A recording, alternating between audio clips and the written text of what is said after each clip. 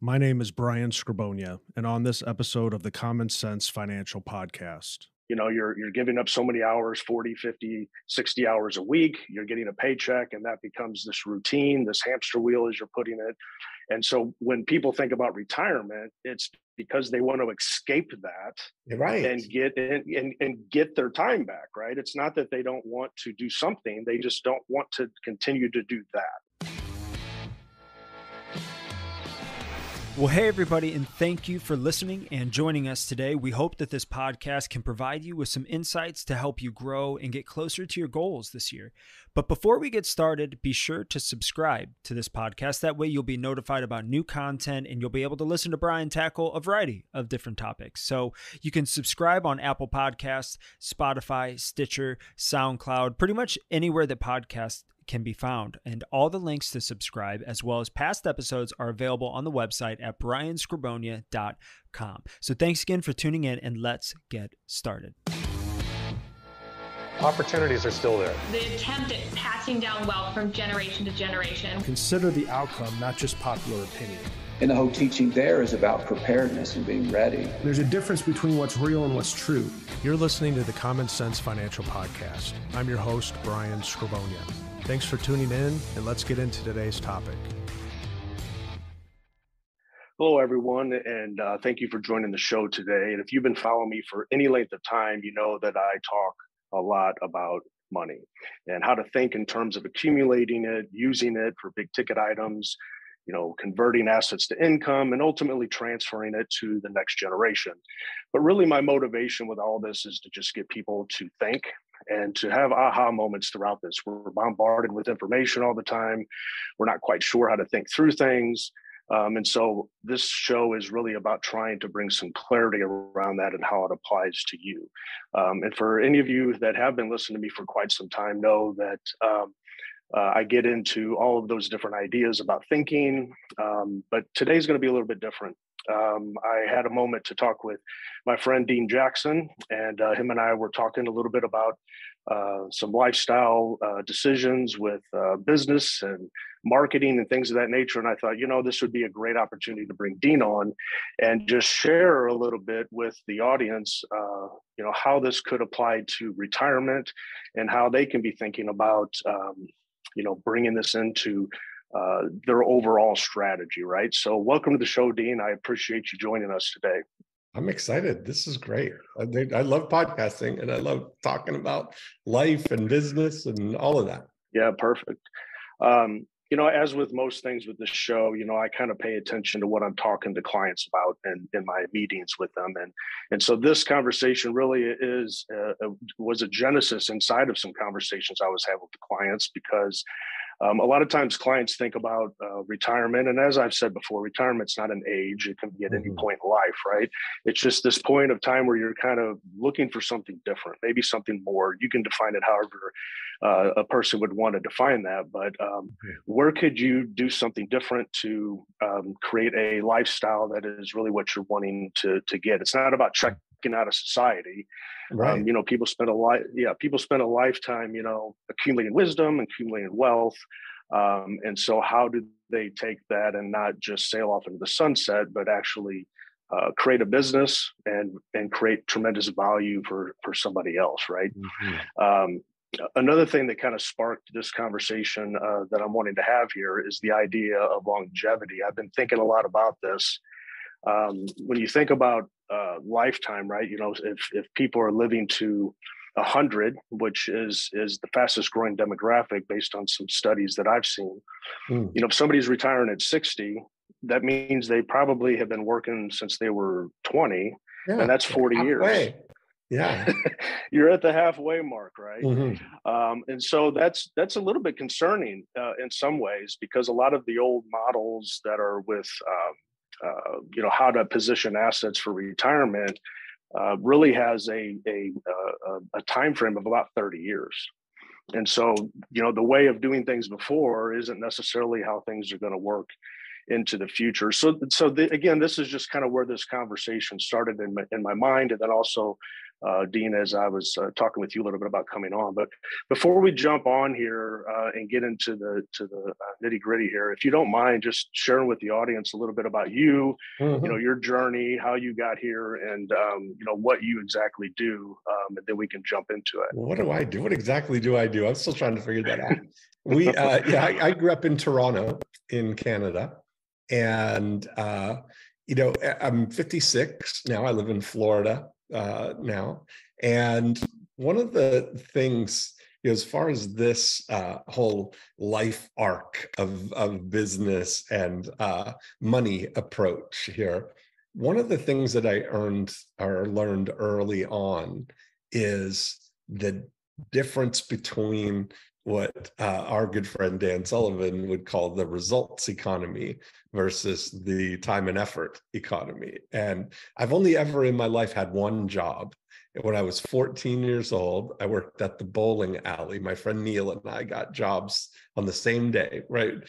As soon as we turned 14, we applied, we got jobs at the bowling alley. And we were making $2.50 per hour. And I, did that for 2 weeks. And, I would work all day Saturday, and then I would work 2 evenings during the week. And at the end of the 2 weeks, I got my paycheck, and you realized, wow, like that's very little money. Because then you get introduced to who is all this, FICA, and who's taking all this money out of back here. Wait a minute, I did $2.50 or $2.50 times this many hours. You're thinking you're going to get that whole thing, but that's not how it works. And I realized very quickly that, I had a paper route at the time, and one of the things that we had the opportunity to do was they had these coupon books that we could sell door to door. And you would make it sell for $3, and we got to keep. I think we got $1.50 of the sale. And I realized that I could make $20 an hour selling these books door to door. And so I quit the bowling alley, because what I realized about the thing that is more fun than working at the bowling alley is hanging out at the bowling alley and playing video games. Your friends are working at the bowling alley. So I would go out and I would do a couple of hours, 10 o'clock till noon kind of thing. And I'd, make $40 or $50. And then I'd come and hang out at the bowling alley for the rest of the day. And so I never, ever looked back from that. And I didn't know those words then, of course, but that was a move into the results economy, where it's not, whereas at the bowling alley or any job, they're paying you for your time and effort in something, a fixed amount. Whereas in the results economy, you're paid by the results that you create. And so it's been this stair-stepping of being able to figure out great ways to produce a result that's valuable to other people. And I've built my whole career on stair-stepping that and getting better and better at it. So that's been, when I got into my business career, I started out as a real estate agent. So that was all results economy. I started out young, for sure, 21 years old. And I think I mentioned I'm 56 now. So I've started my business career in 1988. And it was really, I've just had such a great, the thing that I've loved about it is being able to shape my life into whatever lifestyle or life pattern that I want. For a lot of years up till, pre-COVID there, I would split time, spend 5 months in Canada, 7 months in Florida. I started doing that in 1999. And so being able to kind of, I would call it pre-tire, design what would be my ideal lifestyle. And I think a good discussion would be defining what success means to you, or defining what your lifestyle is. I did a program with Tony Robbins years ago that he did a program called the New Money Masters, and I was one of the featured people on it. But we were talking about this concept that in 1999, I was working with Thomas Leonard, and we did a program called A Perfect Life. And the idea, as we make the distinction of a perfect life, meaning there are 7 billion versions of a perfect life, not the perfect life, not dictating it. But everybody's in possession of what could potentially be a perfect life in their definition. And what I found, this was in 1999, as I said, and so I was young, early 30s, and thinking through this idea of what does success mean to me, and how will I know I'm being successful? And that's a key distinction. So often we look at things where we're aspirationally thinking about some point in the future where we'll reach this magical destination, right? And I think that people, if you go through a life where you're working at a job with an eye on retire, I mean, the whole society is set up that way. Put in your time, do your job, and then you have your golden years after that. Then you can have your life, right? And that model now, everybody's got the opportunity to kind of define what it is that you want for your life. And so the exercise that we did was to create a list of ways to finish the statement, I know I'm being successful when. And what being successful does is it brings it into the present moment. It's not, I know I will be successful when I save $1 million and I can retire, or when I get to, that's all aspirational thinking. But how will you be experiencing that? And so we described that as like pushing the accelerator pedal, going forward in time, and just taking a look around and recognize, how will I recognize when I get there? So for me, I'll share my top 3 that I did. And it's been kind of the guidepost for everything that I've done. And so I started out saying, I know I'm being successful when I can wake up every day and say, what would I like to do today? So for me, that shows one of my highest values is time freedom, right? That I want to be in total control of my time. And so what that means is that I would not do well being a dentist, let's say, or being something where I have to get up and then I have to go to the office and drill teeth all day long. I don't ever get to say, what would I like to do today? It's defined, right? If people have a job, you know what you've got to do for the day. And it's very rare that you get the opportunity to say, what would I like to do today? So that was a high thing. Then my second one was that I know I'm being successful when my passive revenue exceeds my lifestyle needs.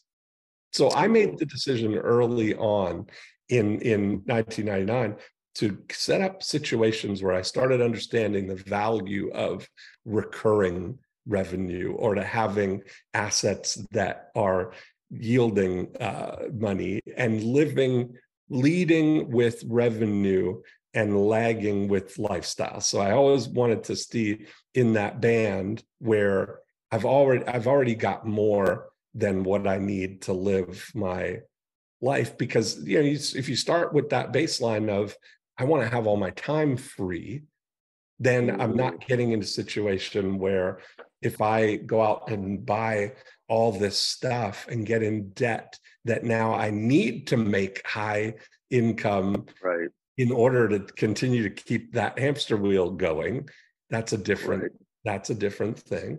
And then my third was that I know I'm being successful when I'm working on projects I'm excited about and doing my very best work. And so all 3 of those statements that was 1999, 23 years ago, 24 years ago. And it's still equally motivating and exciting.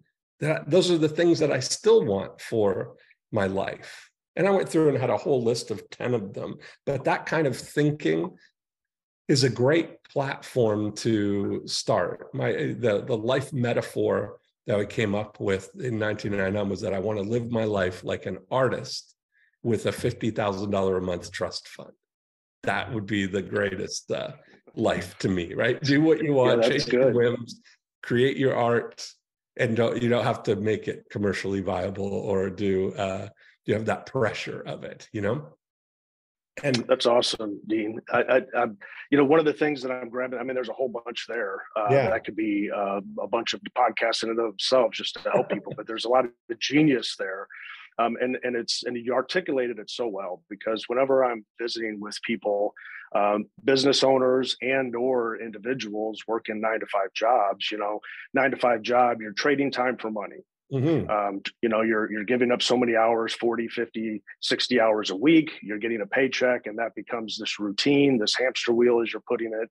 And so when people think about retirement, it's because they want to escape that, right, and get in and get their time back, right? It's not that they don't want to do something, they just don't want to continue to do that, right? There's so many things that they would want to do. And so when I'm speaking with people and we're talking, a lot of times it's about that retirement date. It's about being able to retire on Friday and not having to wake up and go to work on Monday. Mm-hmm. And so that's almost as far as they get. And they're thinking, they're so desperately want their time back. Mm-hmm. They're not thinking through, what that means in retirement. So, mm-hmm. Hitting on some of that. And then the as far as a business owner, a lot of times as business owners, people will just create their own job, right? So they create a job, but then they become, I guess, what you could call a slave to that job. Right. And so they have to be there and work and still they're trading their time for money. Mm-hmm.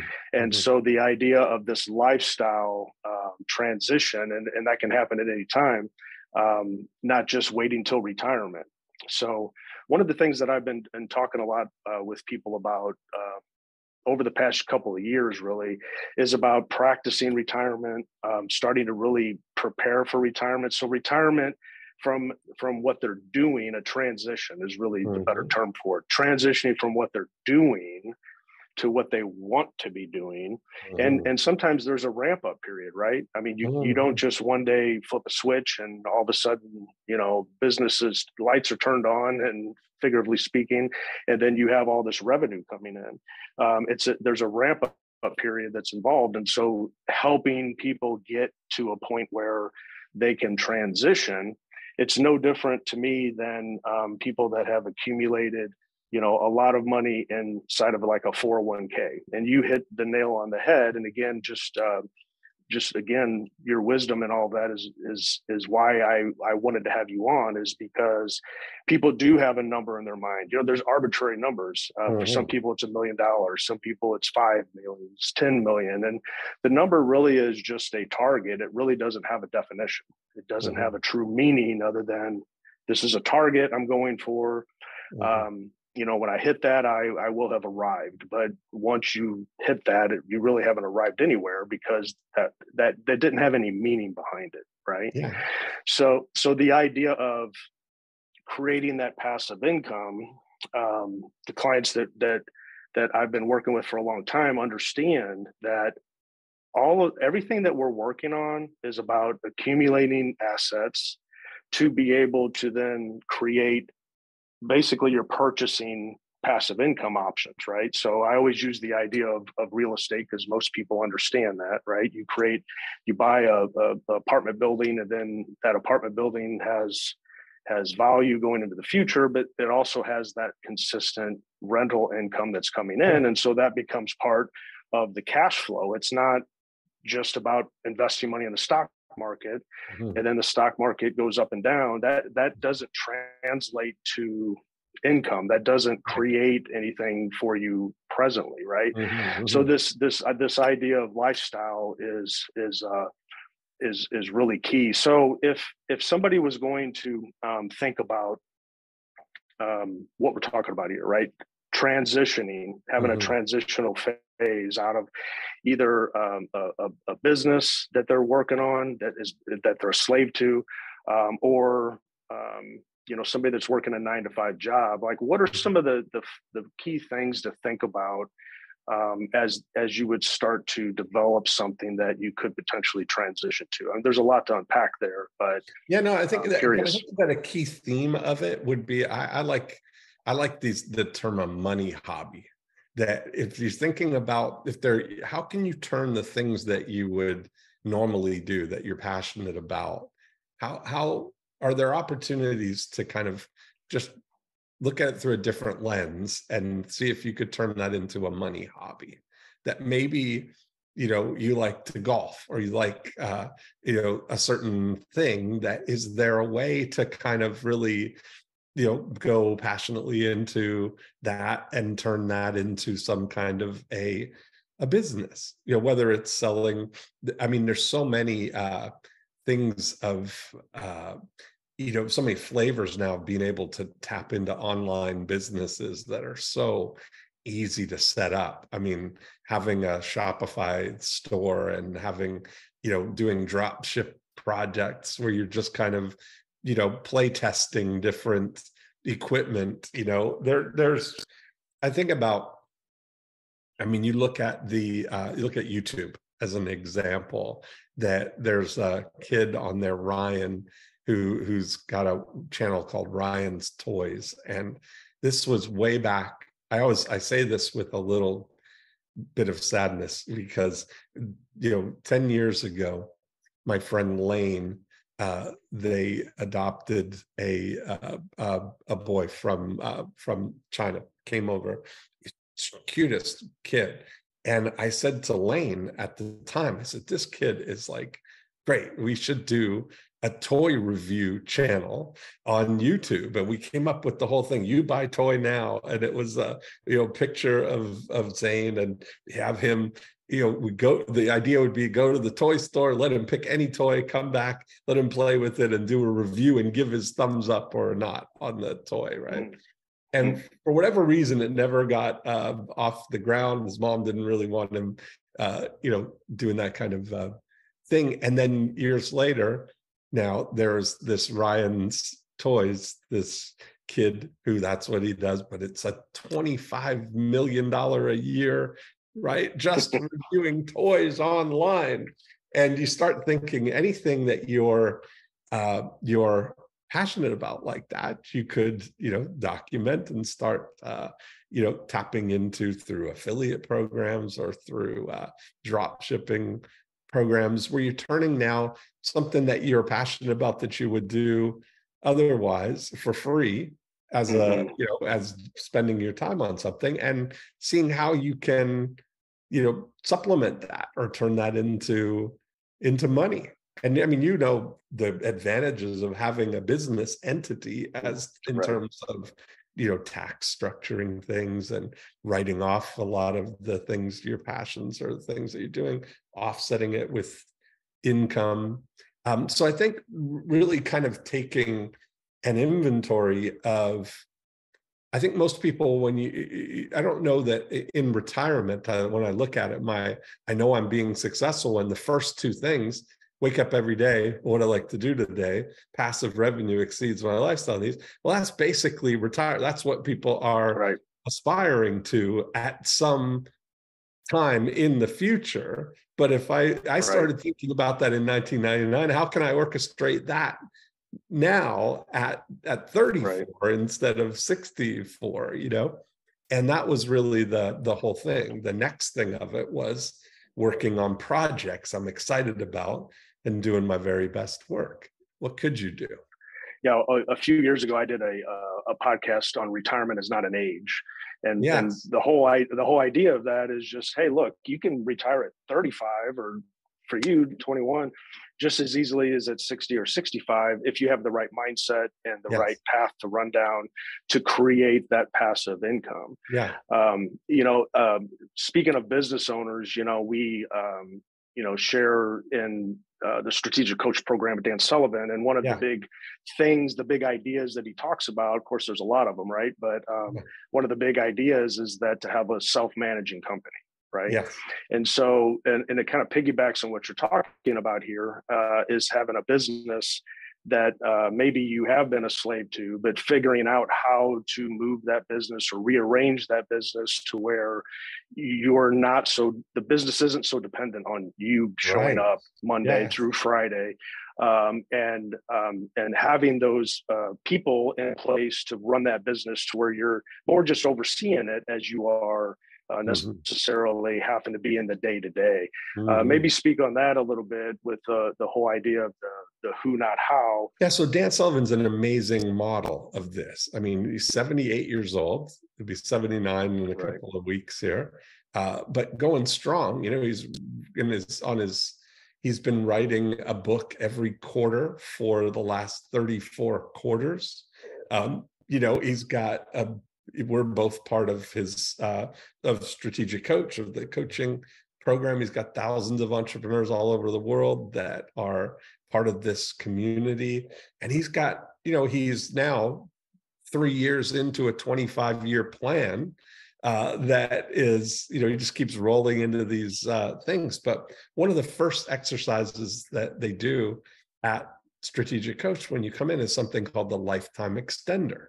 And this concept of, he's learned that if you ask somebody, how old do you think you're going to be when you die? How old do you plan on living to? And everybody has a number. Everybody in their mind, they have this sense of, well, my grandparents lived to they probably ballpark where they think that they're going to live. And so he goes through the thing of, well, if you got to that, let's say the year before that, how would you want to be at that age, you know, in terms of your mental sharpness? And, I want to be mentally sharp. And how about your physical body? I want to be vital and vibrant. And so what about relationships? How do you feel about, I want to have a lot of loving relationships and friends and activities and things that I love and all those things. And if you had all of that at that age, how much longer do you think you could live? And people always they add 20 years on top of that, or 10 years, or whatever it is.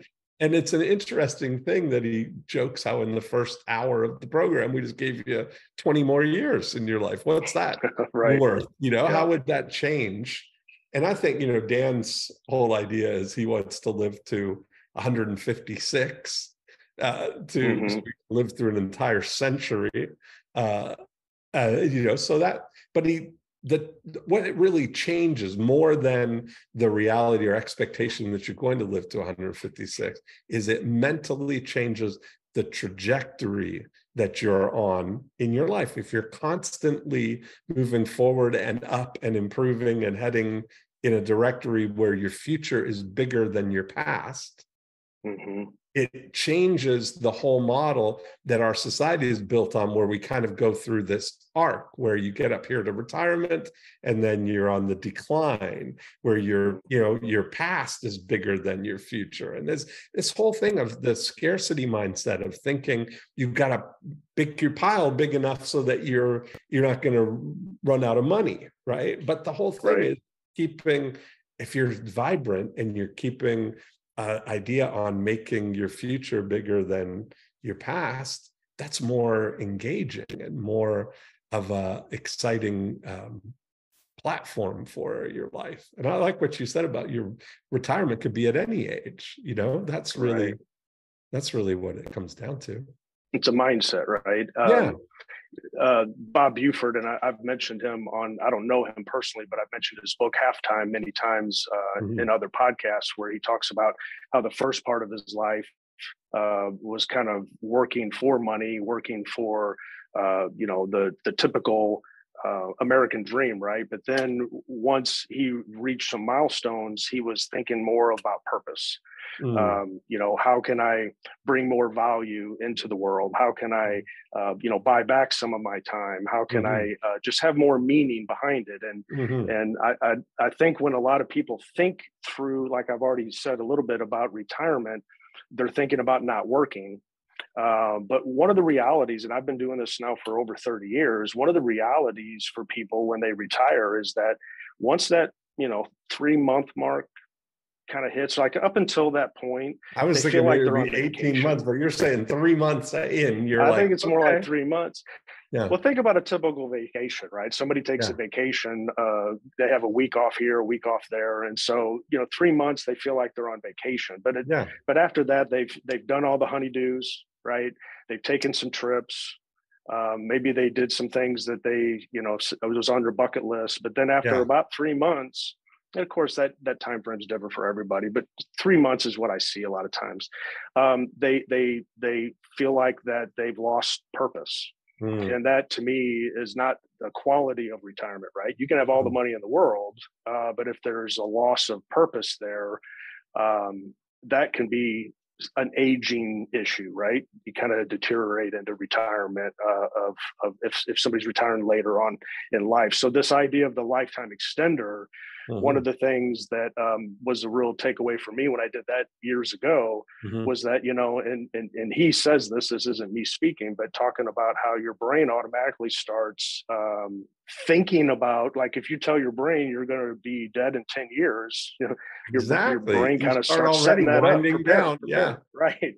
But if you're thinking, 40 years or 50 years, that's a whole different, that's like you're 20 again.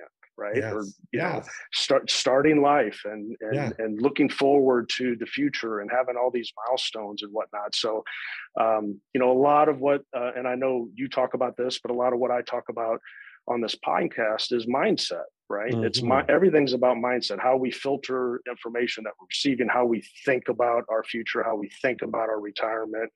But one of the things that, I'll hear people say is that, okay, well, I'm going to get into retirement. I do want to be, acquiring some of my time back. How is it, maybe they have been in a business, or maybe they know people in business and they've been that, slave to the business, right? So what's the real difference there besides the tax privileges?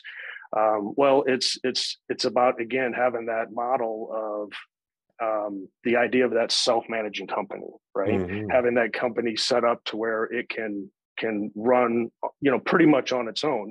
Nothing runs 100% with hands off the wheel for long periods of time, but it can still buy back a lot of time. So what's been some of your experiences with the idea of that self-managing company? And then again, that bringing the right people on the team to be able to, delegate. I'll give an example. Okay. For me, is that on the marketing side for my business, it's always about making sure people understand why we're different. We're not just the typical financial firm that's saying, hey, we have this great methodology for investing in ETFs and we're going to fly you to the moon. It's not how we position ourselves. And so part of that messaging is figuring out how to frame it and how to get it out in the world. And so this whole idea of, okay, I know I need to get that done, but instead of me trying to figure all the details out, is coming to somebody like you to be the person that specializes in this, to help me with making that happen. So I get to get some of the privileges of having that system going, but I'm not having to do all the heavy lifting. So again, so to me, that's part of my path of self-managing is, how do I find people around me to pass the baton to get things done? So I am freeing up more of my time to spend with my family, to really concentrate on bringing value to my audience like this, or my consulting clients where I'm visiting with them one-on-one, to be able to focus on those types of things as opposed to all the other tedious things that I don't necessarily want to be doing, but has to be done. So what's been some of your experiences with that? Yeah, this whole idea of, you mentioned who, not how, as a great way, a framework of thinking about this. And that's something that, I started observing when I was avoiding something, or when I was procrastinating something. I would usually find that it was because I didn't actually know how to do something, or you run into a situation. So anytime you want to get something or get some outcome, the first thought that people usually have is, well, how do I do that? And so you're at this crossroad, And what I discovered was that, you can go down the path of learning how to do something, which is going to take all these units of time to figure out. And then even when you learn how to do it, now you still have to do it slowly and poorly, probably because it's your first time doing it before you ever get to done. And I started realizing that if you, instead of asking how do I do something, you start asking who can do this for me. If you find a who can do it, they're going to bring the how with them. So you immediately eliminate all that time that you have to figure out how to do it. And they're going to be able to do it faster.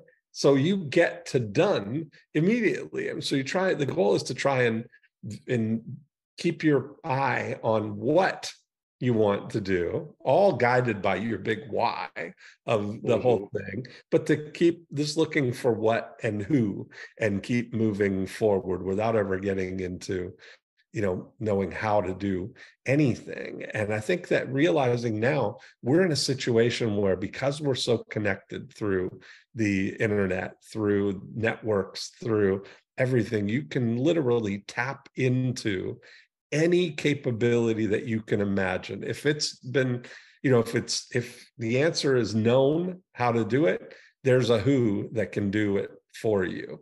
And so there's two sides of that. You can either be an architect of something and find who can do stuff. So the game becomes, how can I just take my ideas and turn them into a business that generates money without me having to actually do anything? That's one part of the game. Or how can I plug myself in as a who to somebody else's puzzle to only do the part of the whoing that I really love? If all I have to do is just do this, that's something that would be a great thing, So I've got, different friends that have gone on to retirement, and some of them, they just like very specific things. Like a guy who was an accountant for years, built up his practice, sold his practice. He lasted about 6 months on the doing nothing, golfing every day plan. And then he got, interest. Somebody brought him on as a consultant for an audit project, like a corporate audit thing, which all he had to do was like oversee and help with the strategy of stuff without having to do any of the actual paperwork and all that stuff, and paying him, a good, nice consulting wage. So he's just tapping into his asset, which is his brain of 40 years of experience of doing accounting, that he was able to just kind of turn that on, tap into whatever they needed, and still have a great life where he doesn't want to work more than 20 hours in a week, of doing that. So you get to pick your own hours, pick your own when you want to tap into stuff. So there's that, as a level that's just so incredible. And if you've got capital, if you've got money, then it becomes even another situation where now you mentioned real estate, or looking at things where you can buy assets that are going to yield that, whether it's buying even a car wash or a laundromat or something that's a really low tech, essential kind of business that you can have other people run, and then maybe add value by doing marketing or improvement for it, or just being the cheerleader for it, or the value adder. Right. That gives you something now to do, and I think that's where a lot of people, I think, like franchises in a lot of situations like that are a really good opportunity for people, where because most businesses, you've got, especially if you've got a good solid business, the returns on business compared to like just putting money passively in ETFs or in whatever, I think it's more of a satisfying thing, especially if it's a business that you fundamentally enjoy or one that you would, be a part of. Yeah, for sure. So you're either, there's two paths I'm hearing you say. One is to, spend time building some assets, however long that takes, right? And that could be done in a lot of different ways, but building assets and then buying businesses of some sort that then creates that revenue stream. Yeah. So that's, trading your time for money to then buy the assets that are creating the passive income. And then the other route, or it could be a combination of things, of course, but the other route is taking your intellectual property, your wisdom, your capabilities, and finding, how you can play that who position for somebody else. And then being able to go to another business and saying, hey, I do this part of what you need really well. And I can plug in and provide that. And so doing something you love, something you're really good at, and, a specialist is always in a position where they can, charge a premium for their time. Right. So it's just a way, again, all these different methods, all these different ways of creating cash flow. And some people don't even realize how much intellectual property they're sitting on, right? And what they can actually do with that. I know you talk a lot about the 8 profit activators. Yeah, we didn't even really tell us a little bit about that. But my choice of going down the path is I invested in developing skills in marketing. That I found that is the key, that if I can learn how to create business, if I can help people, if any investment that people make in me is a catalyst to a multiple of that investment in income for them, that's a win, right? And that's where you look at, if you've got some knowledge that you've developed in your whole career of things that could be valuable in helping other business owners create more money, it's a big opportunity, right? You've got so much opportunity to help businesses do something that maybe they otherwise wouldn't do. And that's what I love about marketing, and that's what I developed over these 30 plus years, this idea of a framework that I call our 8 profit activators, a breakthrough blueprint that is universally applicable to all businesses. And I can overlay it on any business and look for the opportunities to activate profits in any of these 8 areas. And so being a practitioner of something like that, where you can come into a business and identify something that they're not doing that could be a boost for them. And people are always happy as business owners to bring more money into the business, so you've got an infinite opportunity to craft something for yourself that fits ideally into your lifestyle. So you're kind of you're walking around with this asset of intellectual property, like you mentioned, that you can, rent out, or you can, use as tap into to create revenue for yourself whenever you want. It's kind of a cool opportunity, I think all of this is very cool in the sense that there's just so much value with what we're talking about here. And for some people listening right now, it could be like drinking from a fire hose, and others, it may be some aha moments. And that's really what I'm hopeful of, is that there's some aha moments to just help you think through this a little deeper and find a path. One of the things you just said made me think of, my father, he's from Croatia. And when he came over to the United States, very hardest working man I've ever known. I mean, the guy he always worked a job, ran a business on the side. And he always had this idea that and he could do anything. It was fascinating to watch him, because it didn't matter what was broken, he could fix it.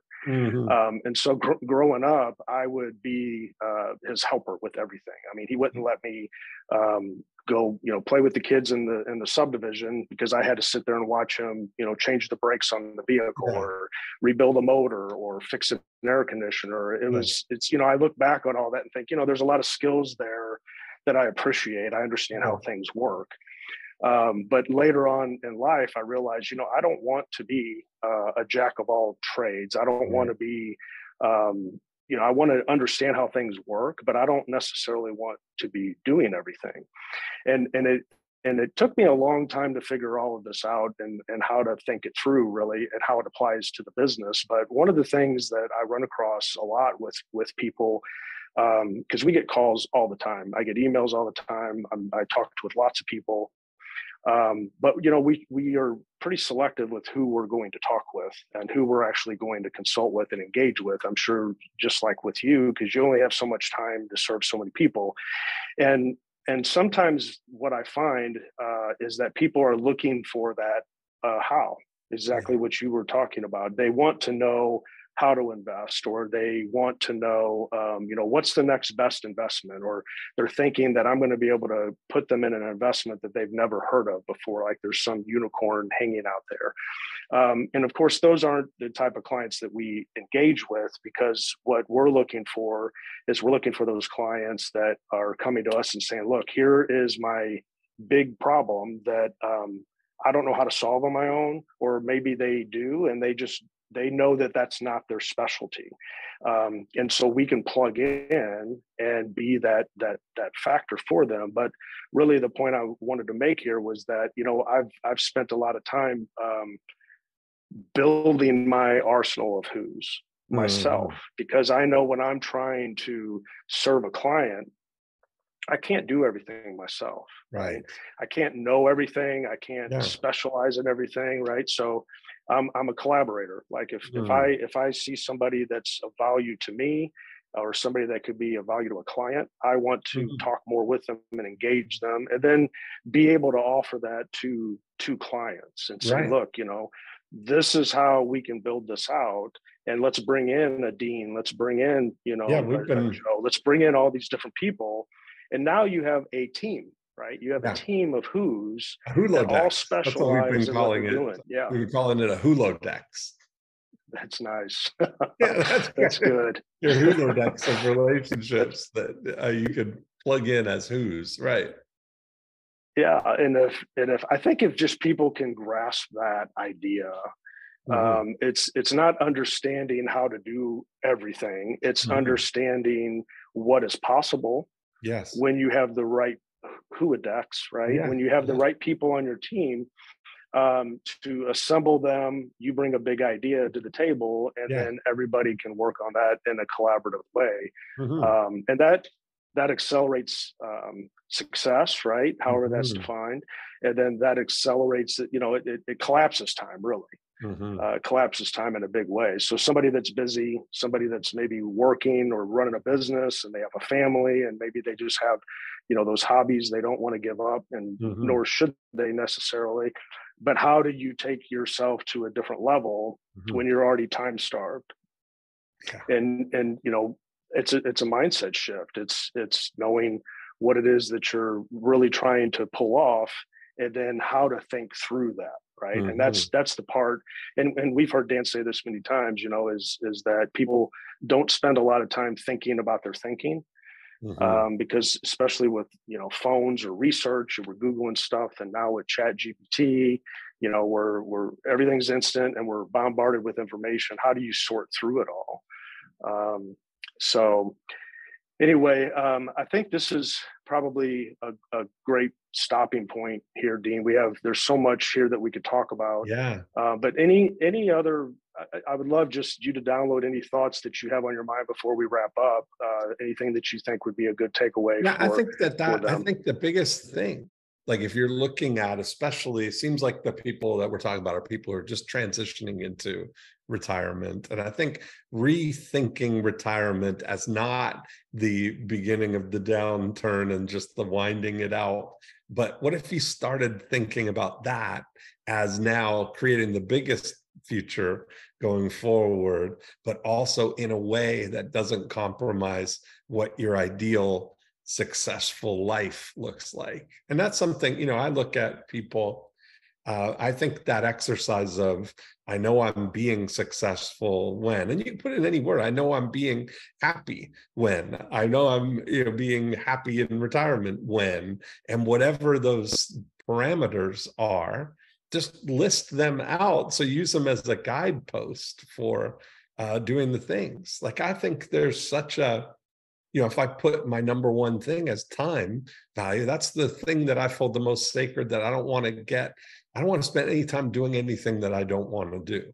So having that, the ticket to that is passive revenue, that I don't have to do anything that I don't want to be doing, right? That's all part of it. But what I do want to do is I want to work on projects, meaning a beginning, a middle, and an end, that I'm excited about and doing my very best work. Those are infinitely scalable. That was true in 1999, but my capabilities now, the work that I do is better now than it was in 1999. The opportunities that I have are better and bigger and more because of the track record of continually moving forward and building on all of those things. So I think you can't, I look at retirement more as like lifestyle design, of really getting, because that's the core of it all, right? Is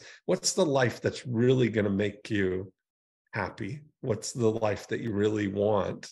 And then how can you within that now also make it into a game? How much can I create from this? What if you knew that you could dwarf what you've accomplished in your first career or your first half of life getting there, and it's effortless and it feels like you're getting away with it? I feel like I've been getting away with this since 1999. It's funny, but it's true. Yeah. I mean, that's a great place to be in, and it really defines what you're meaning by lifestyle. These may be new terms for some people when they're hearing that, but really it's about freedom, right? It's about that financial freedom. And what is financial freedom? It's time freedom. Yeah. For you to be able to spend your time doing what you want to do. And retirement to me always had, retirement's a fairly new phenomenon, right? It's not something that's been around forever. Usually, people would work and then they would die. Yeah. And so this whole idea of retirement is almost like cattle being put in the back field to just die. Exactly. and that's not what anybody wants. Exactly. And so that's not what anybody wants. It's a term that's used a lot, but it's really about finding a different purpose. Maybe you're tired of what you're doing, transition to something that you enjoy. And that's where it can be at any age, right? I love that. So Dean, if somebody wants to hear more about what you have going on, where would you direct them to go? I know you have a podcast, you have a lot of things going on. Yeah, sure. I've got a lot of stuff, but just probably the easiest place is deanjackson.com.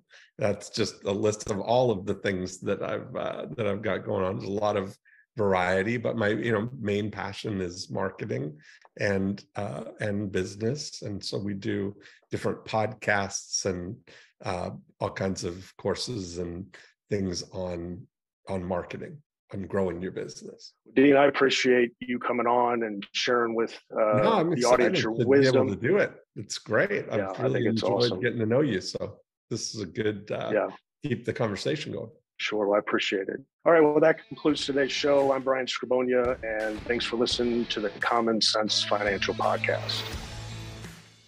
Thanks for listening to today's show. If you liked what you heard, be sure to subscribe on YouTube and Spotify so that you can receive notifications when we release new episodes. I'm Brian Skrobonja, and this is the Common Sense Financial Podcast. Well, thank you for listening to the Forbes Top 10 rated Common Sense Financial Podcast.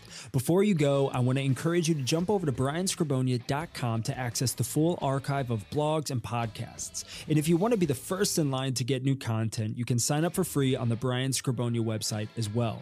If you're not following Brian on all the social channels, we'd love to have you join in on the conversation. Instagram, Facebook, LinkedIn, Twitter, he's there. Lastly, if you've enjoyed listening to today's podcast, or if you have found value in any of our content, help spread the word by sharing our videos, podcasts, and posts wherever you get them. We greatly appreciate it and are glad that you took the time to join us today. Securities offered only by duly registered individuals through Madison Avenue Securities, LLC, member FINRA and SIPC. Advisory services offered only by duly registered individuals through Skrobonja Wealth Management, a registered investment advisor. Tax services offered only through Skrobonja Tax Consulting. Mass does not offer billed banking or tax advice. Skrobonja Financial Group, LLC, Skrobonja Wealth Management, LLC, Skrobonja Insurance Services, LLC, Skrobonja Tax Consulting, and Billed Banking are not affiliated with Mass. Skrobonja Wealth Management, LLC is a registered investment advisor. Advisory services are only offered to clients and prospective clients where Skrobonja Wealth Management, LLC and its representatives are properly licensed or exempt from licensure. Investing involves risk, including the potential loss of principal. Any references to protection, safety, or lifetime income generally refer to fixed insurance products, never securities or investments. Insurance guarantees are backed by the financial strength and claims-paying ability of the issuing carrier. This podcast is intended for informational purposes only. It is not intended to be used as the sole basis for financial decisions, nor should it be construed as advice designed to meet the particular needs of an individual situation. Billed Banking is a DBA of Skrobonja Insurance Services, LLC. Benefits and guarantees are based on the claims-paying ability of the insurance company, not FDIC-insured. Results may vary. Any descriptions involving life insurance policies and its use as an alternative form of financing or risk management techniques are provided for illustration purposes only, will not apply in all situations, may not be fully indicative of any present or future investments, and may be changed at the discretion of the insurance carrier, general partner, and/or manager, and are not intended to reflect guarantees on securities performance. The term billed banking, private banking alternatives, or specially designed life insurance contracts are not meant to insinuate that the issuer is creating a real bank for its clients or communicating that life insurance companies are the same as traditional banking institutions. This material is educational in nature and should not be deemed as a solicitation of any specific product or service. Billed banking is offered by Skrobonja Insurance Services, LLC only and is not offered by Madison Avenue Securities, LLC. Our firm is not permitted to offer, and no statement made during this show shall constitute tax or legal advice. Our firm is not affiliated with or endorsed by the U.S. government or any governmental agency. The information and opinions contained herein, provided by the third parties, have been obtained from sources believed to be reliable, but accuracy and completeness cannot be guaranteed by our firm. References to billed banking, private banking alternatives, or specially designed life insurance contracts are not meant to insinuate that the issuer is creating a real bank for its clients or communicating that life insurance companies are the same as traditional banking institutions. This material is informational in nature and should not be deemed as a solicitation of any specific product or service. Billed banking is not FDIC insured. Billed banking is offered by Skrobonja Insurance Services, LLC only, and is not offered by Madison Avenue Securities, LLC, nor Skrobonja Wealth Management, LLC.